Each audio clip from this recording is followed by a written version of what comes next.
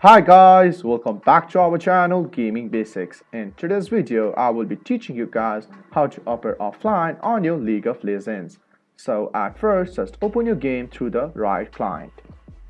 And as you open your game, you're on this home screen as I am. So just stay at this home screen and look at the right top corner for your in-game name.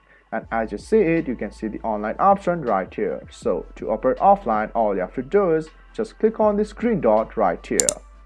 And as you click it, you can see it has been changed to away, because guys, being away is like appearing offline in this game League of Legends.